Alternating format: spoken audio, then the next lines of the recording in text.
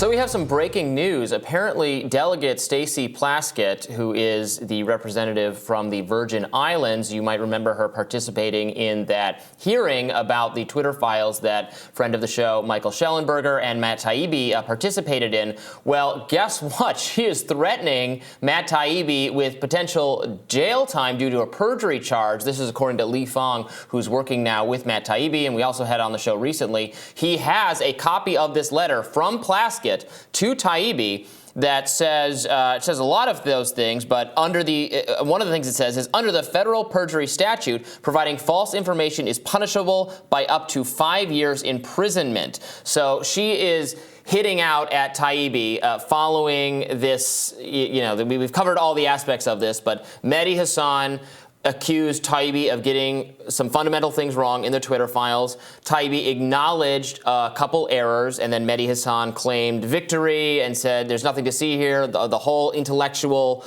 undergirding of the Twitter files has been exposed as, the house of cards, and has really claimed victory. Lee Fong has done some very good follow-up reporting showing that, yes, while those errors were acknowledged, they do not totally undercut the thing, particularly this error, this confusion in one of the tweets between two different groups, CISA, which is a federal, is a government organization that was involved, and then CIS, which is a nonprofit. And in one place, Taibbi confused the two, but it does not change. Both of these groups were involved in relaying information to Twitter having to do with content moderation. So the idea that because in one place he identified it as the government group instead of the non-government group, it takes the whole thing down, makes no sense whatsoever. But in fairness to Hassan's perspective, let's play that clip the clip in question where Taibbi speaks before Congress. And what we see in the Twitter files is that Twitter executives did not distinguish between DHS or CISA and this group EIP. For instance, we would see a communication that said, from CISA escalated by EIP.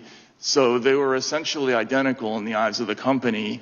EIP, by its own data, and this is in reference to what you brought up, Mr. Congressman, according to their own data, they significantly targeted more what they call disinformation on the right than on the left by a factor, I think, of about 10 to 1.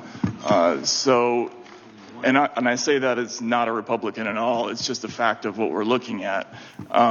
So yes, we have come to the realization that this bright line that we imagine that exists between, say, the FBI or the DHS or the GEC and these private companies is illusory, and that what's more important is this constellation of kind of quasi-private organizations that do this work. So that ultimate point, that there's a constellation of quasi-government groups working together, and that produced the chilling effect of the Twitter censorship. That is still a robust finding based on Twitter files reporting. Taibbi did confuse those two organizations in one of his tweets about it. It's clearly not perjury anyway, even if he is confused there, because it was a mistake, and it was not a willful effort to deceive. But the overall point does stand.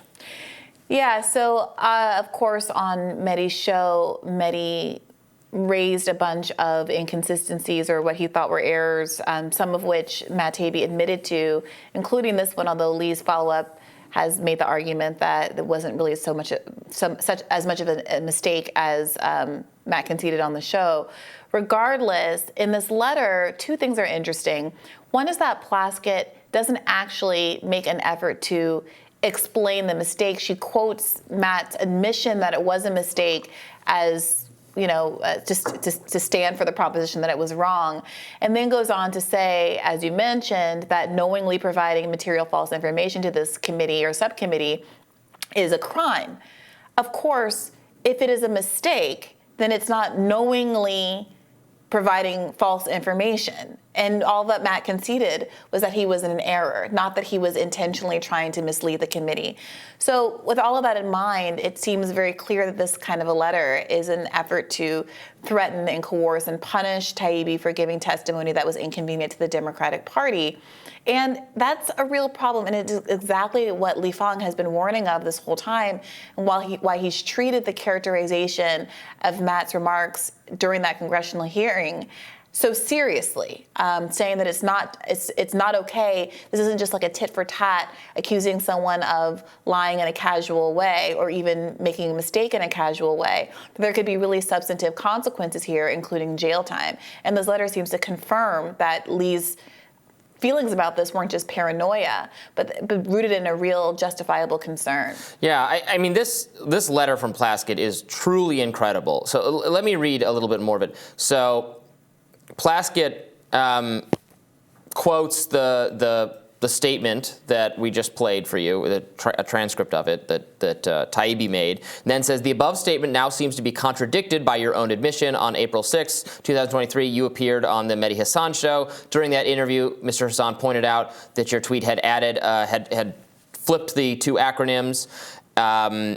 When presented with this misinformation, you acknowledged you had made an error by intentionally altering the acronym CIS, and you subsequently deleted your erroneous tweet.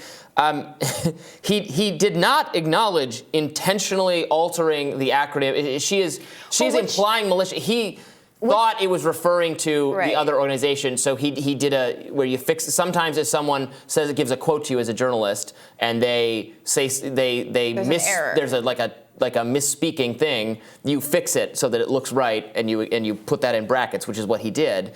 It's not an intentional effort to deceive. Right. As she The makes it out to be. intentionality is making the edit, not that, but because he thought that he was correcting something that was in fact an error, not because he thought he was intentionally misleading. Which does not open you up to perjury, as she then goes on to suggest. Well, one would like to think, but we're living in this world where everyone seems to think that weaponizing the government in various ways is justified, if that the ends justify the means.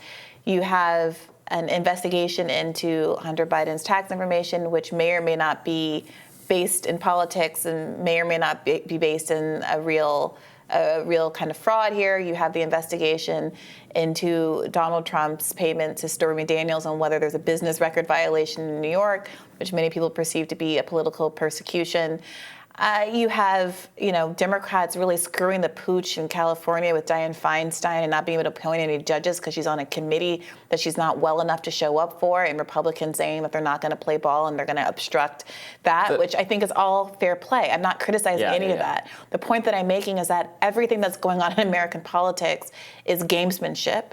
It's posturing. I'm going to make woke Disney the bête noire of the Republican Party. And what we're not talking about in the middle of all of this is that 15 million people were just kicked off of Medicaid. We're not talking about inflation. We're not talking about cost of living. We're not talking about the pyramid scheme that is the housing market and the myth that we're supposed to be able to grow our individual wealth through this scheme that an entire generations now after Gen X are completely shut out of for the large part. And it's really frustrating, and there's no wonder there's such a loss of faith and confidence in politics and people who are looking to outsiders like RFK Jr. It's no wonder some people think the federal government is weaponized against them. I mean, that was the name of the committee hearing. It was a committee hearing about the weaponization of the federal government. Yep. And Stacey Plaskett is trying to disprove that the federal government is being weaponized by sending a letter threatening 5 years jail time for misspeaking at a hearing about that very subject. That is incredible. That's some boldness from this so-called member of Congress. I say so-called because she's a delegate, not a representative. More Rising right after this.